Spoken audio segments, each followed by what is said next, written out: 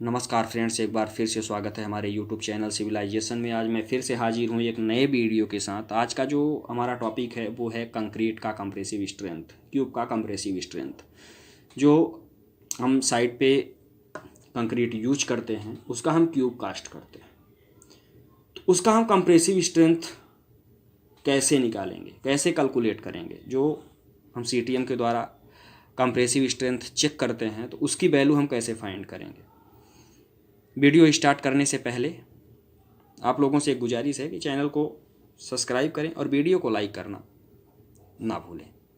तो आइए स्टार्ट करते हैं। सबसे पहले हम थोड़ी सी जानकारी आपको दे दें कि इस वीडियो के अंतर्गत हमने लिया है कंक्रीट क्यूब। क्यूब कैसे कास्ट करते हैं।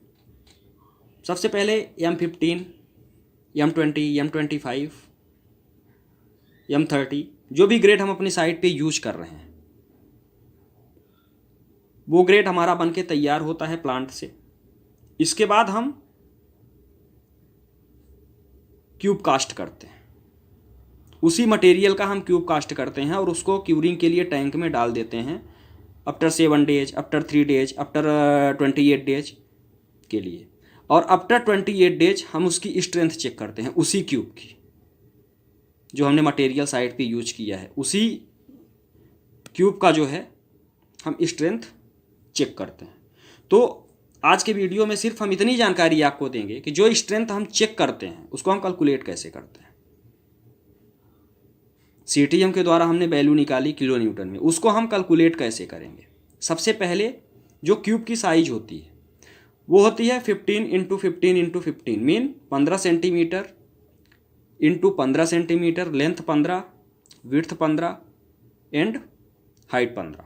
150 mm into 150 mm into 150 mm, जैसा कि आप देख पा रहे हैं यहाँ पे 150, 150 एंड 150। अब आती है इसके एरिया की बात। तो एरिया हम कैसे कैलकुलेट करेंगे। ये बन गया हमारा स्क्वायर।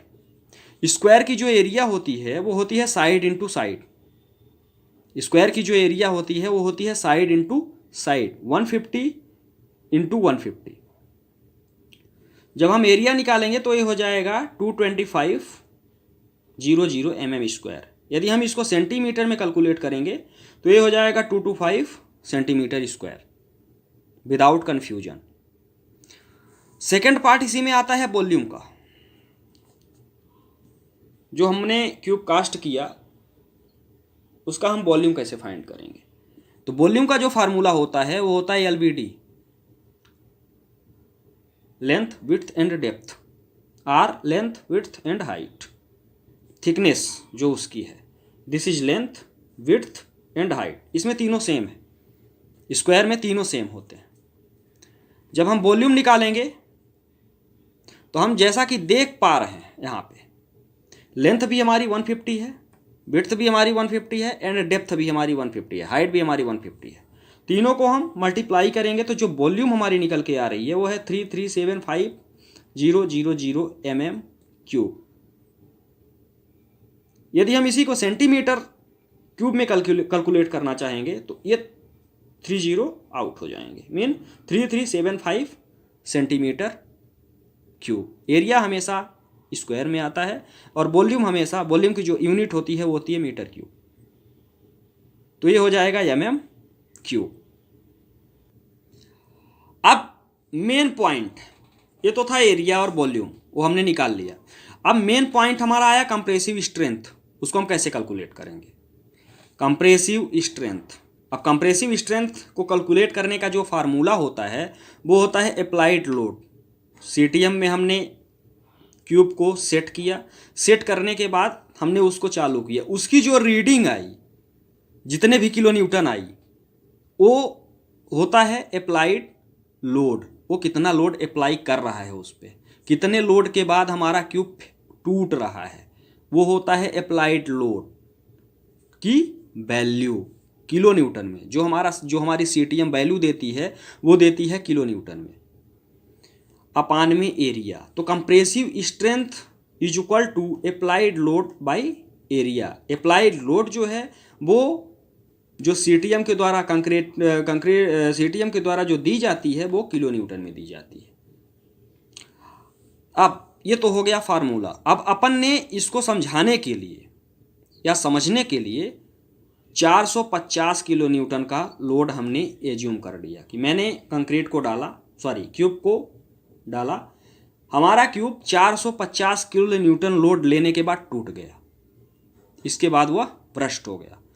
तो 450 किलो न्यूटन का लोड हमने अप्लाइड किया उस पर, इसके बाद वो टूट गया। उतना तक सहन करने की क्षमता उसकी है, इसके बाद नहीं है। आइए निकालते हैं कितना आता है। Applied load 450, 450 in kilo Newton. Area हमारी क्या है, कैलकुलेट हमने कर लिया है ऊपर, 150 इंटू 150 यार, 15 इंटू 15। 1 किलो न्यूटन 1000 न्यूटन के बराबर होता है।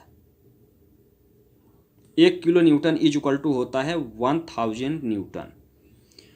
450 किलो न्यूटन को हमने न्यूटन में चेंज किया तो एक ये हो जाएगा 1000 न्यूटन। इसके बाद जो वैल्यू हमारी है एरिया, ऊपर मैंने लिया था सेंटीमीटर स्क्वायर में, इसको हमने mm में कन्वर्ट कर दिया, 150 mm इंटू 150 mm।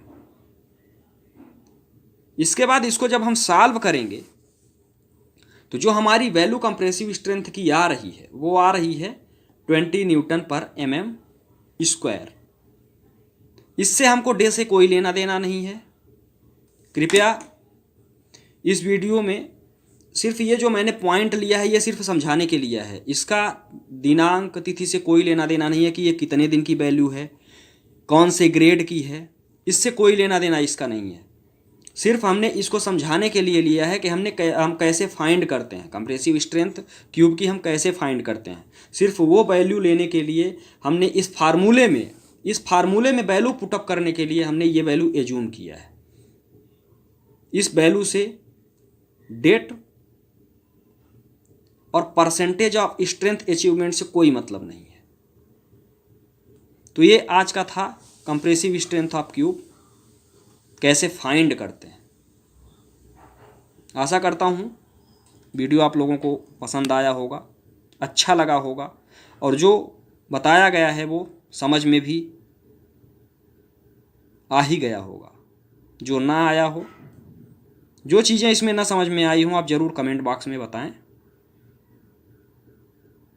वीडियो को लाइक ज़रूर करें और चैनल को सब्सक्राइब करना ना भूलें। बहुत बहुत धन्यवाद।